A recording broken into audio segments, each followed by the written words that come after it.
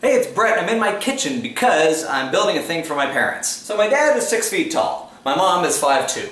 So my dad puts stuff on top of the refrigerator, like his, glasses and wallet and money and stuff like that.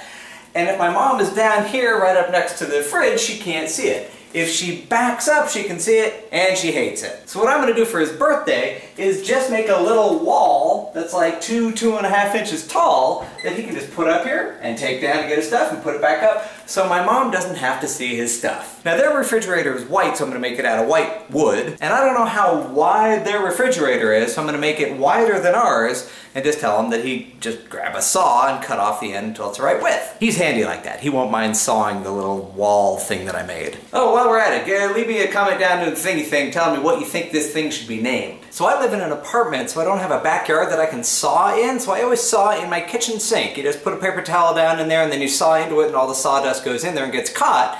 You pick up the paper towel, throw it away, and then you rinse down the rest of the sawdust.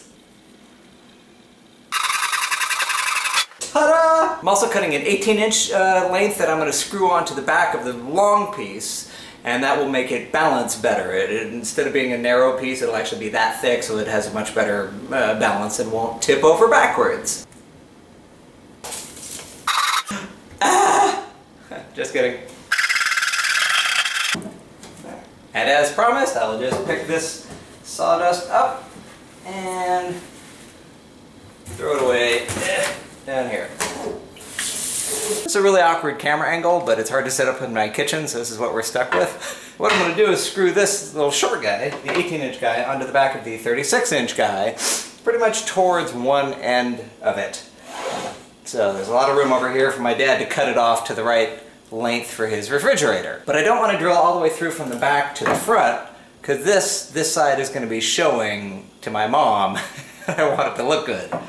So what I'm going to do, I bought screws that are not quite as long as the two boards are thick, and I want to make sure that I only drill in for the hole the length of this. So I'm going to put a little piece of masking tape on the drill bit like that, so that I don't drill past that point.